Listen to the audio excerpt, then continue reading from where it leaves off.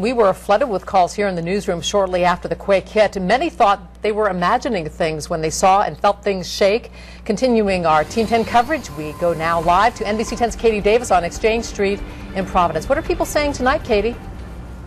Well, Patrice, as you said, we got phone calls, emails, messages on our Facebook page. We heard from people all over Rhode Island and southeastern Massachusetts. Many of them were telling us it felt like it was swaying back and forth, almost as if they were on a ship.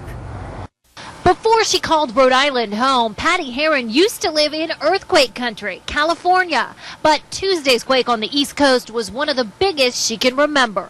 Even though I lived in San Francisco for a little bit, this was the biggest earthquake I've ever felt because I was never there when the big one was there. She and other employees at Silverman McGovern in downtown Providence ran outside when they felt the office building shaking. Many people wondering what was going on.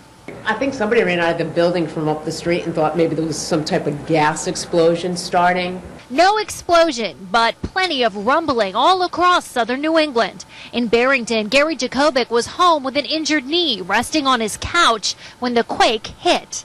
I've been in two earthquakes in the past, one outside of Mexico City and one in Fayal, the Azores. So it was pretty clear to me that it was an earthquake. Yeah, forward and back shaking. And it was pretty violent. My cat was with me on the sofa and he took off.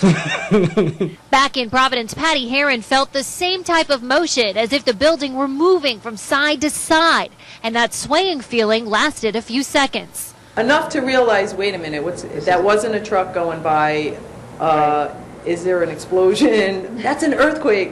Yeah, 6 to 10 seconds.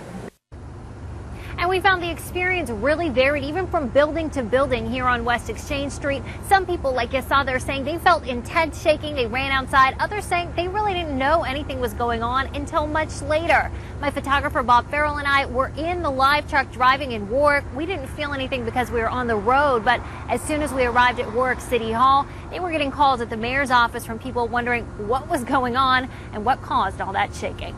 Live in downtown Providence, Katie Davis, NBC 10 News.